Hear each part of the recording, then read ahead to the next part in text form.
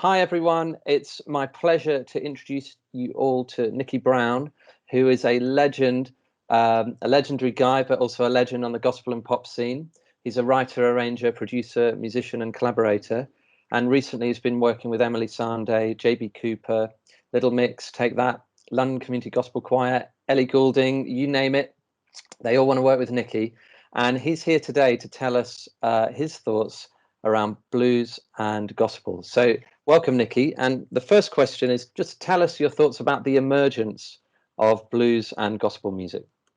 First of all, what's incredible about gospel music is it really comes from the convergence of European music and African slave music, smashed together. It's where we also get the complexity of jazz, and we get the feeling of the blues, and that is what gospel kind of is. That thing in the sandwich that kind of keeps it all stuck together. I don't know if you know what I mean. It's like the jam in the sandwich. Cool. Because it's really the music of the heart. Not only that, but those three music types are most positively documented to be the real foundation of what we would call now popular music, American popular music.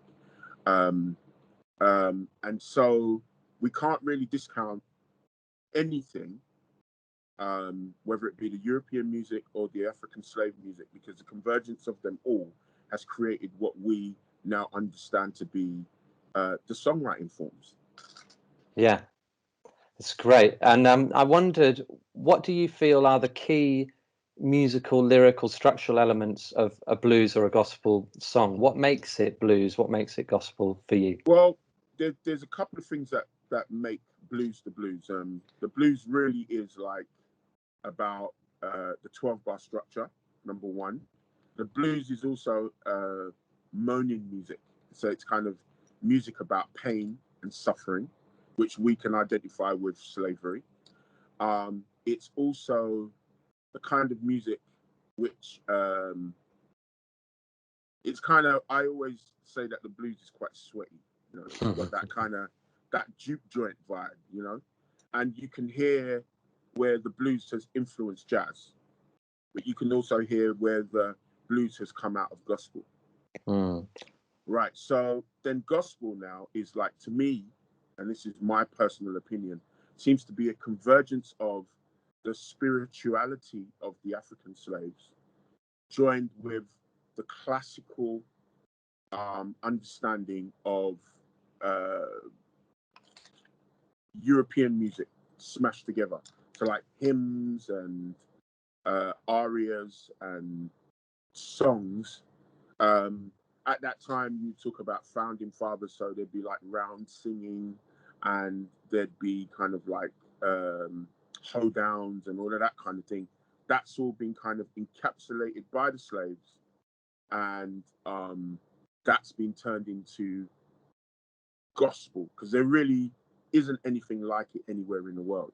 Now, just to kind of cement that as a thought, there were slaves in Jamaica, but their music is completely different, because their music is kind of based with like mento and calypso and more Indian rhythms kind of come together to make that type of music. Whereas in America, because of the proliferation of the slave owners kind of bringing in music and the arts and the way that their children were taught, and also the slave masters who had slave children, what they were taught and how they expressed themselves alongside their African heritage, we get what we call now popular gospel music. But like we were saying, that has all come together to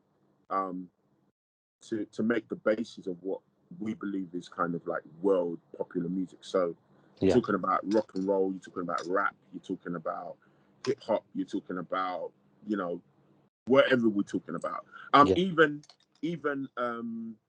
the whole kind of theater, Showtime, Showtime vibe. It's all there. It all comes from that place. Because you've got Yeah. to remember, America is a young country or a young continent compared to somewhere like the UK. I remember when we spoke on the phone before this call, you had a great phrase. You talked about gospel and blues being like a French plait. Yeah, definitely. Interwoven. Yeah. So gospel is meant to be about the positivity of the next life, about what a spiritual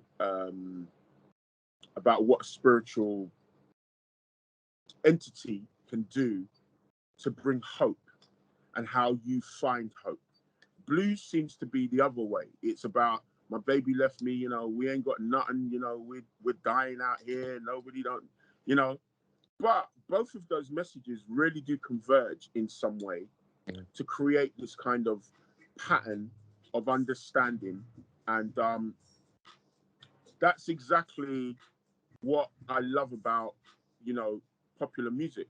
Popular music really has that kind of waving and in and out. And anytime music becomes interesting, there's all of that going on. Yeah. Can I apologize? That's my neighbor, Chris. No, it's great. This is real.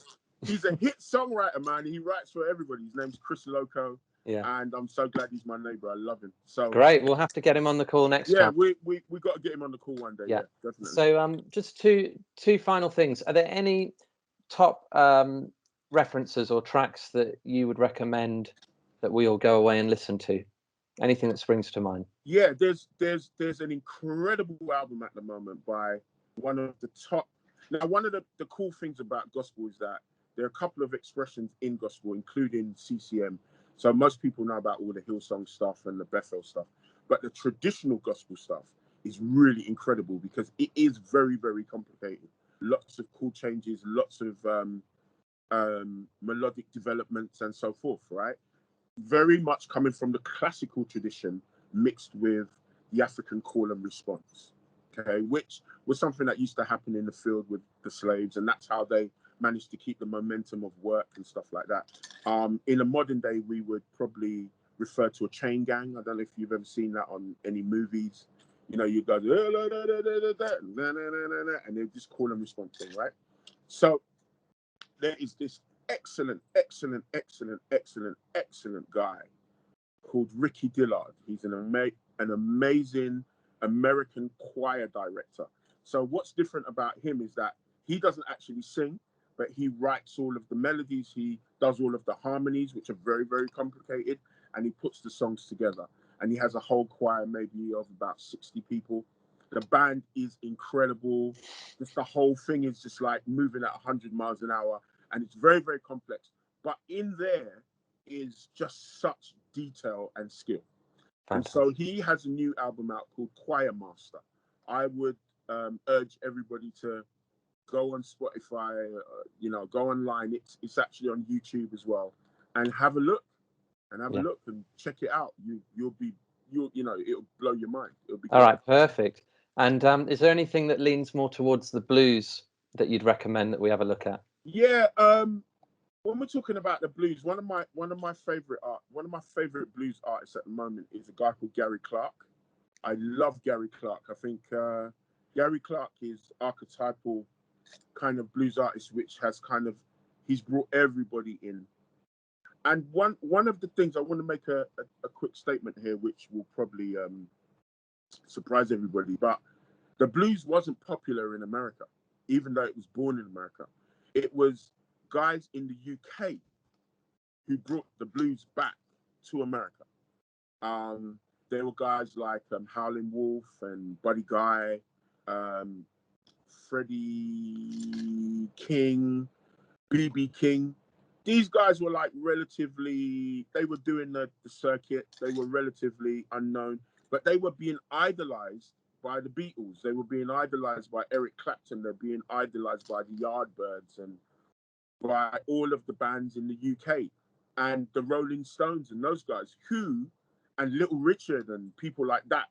And if you did, and that's another thing, I'd love you guys to kind of have a look at the catalogue of Little Richard, because really Little Richard was the first rock and roller. He's the king of rock and roll. He is the beginning of the Foo Fighters. He's the beginning of the Stones. He is the guy who brought us the first record, and this is documented, with a backbeat. There were no records with a backbeat before. Yeah. This guy he's crazy, and his music was fast and furious. And so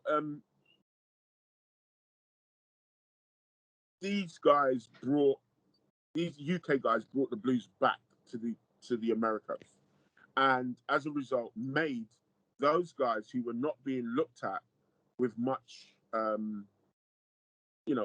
with much love, made them really famous. And they were open to a universal or an international audience. Awesome. So the blues, I mean, like I just mentioned some names. B.B. King is like king of the blues. But like, I love Gary Clark. People don't see Eric Clapton as a blues guitarist, but he really is. Even Pete Townsend, who I've worked with, Pete's whole kind of musical grounding is in the blues. Great. That's really cool, and there's loads that we can be checking out there. And finally, because what's brilliant is you're going to come and join us in a couple of weeks and give your own feedback to the songs that students are writing. What are you looking for? What would excite you? What's your challenge to us as writers this week? Right. I mean, having had a few covers and got a few sales awards and whatever. For me, I love melody. I love stuff that jumps out of a small speaker, and the melody grips you, brings you in. A great balance between what the melody, lyrics, and the music is doing. And so sometimes your melody doesn't have to be complicated, but it needs to be supported well by the background of your song. Sometimes it's vice versa. Sometimes your lyrics don't have to be complicated, but sometimes you do have something to say. So you have to find an amazing way to say it. You've got to find an artistic and engaging way to say it. So songs are about lots of different things, but also on a technical level, there are several types of song forms, and we'll talk about that obviously when we, so I'm looking for people who are going to be decisive, ingenuitive, are going to bring some kind of sauce or flavor that we've not really had before. Yeah. And not to be scared. That's the main thing. I want you to be bold with your ideas and not just kind of hint at it, but go for it. Yeah, fantastic. Well, we can't wait. You've heard the challenge here. And thanks so much for your time, Nicky. And we'll go and check out that, and we'll see you soon. Cheers. All right, definitely. Take care. Bye.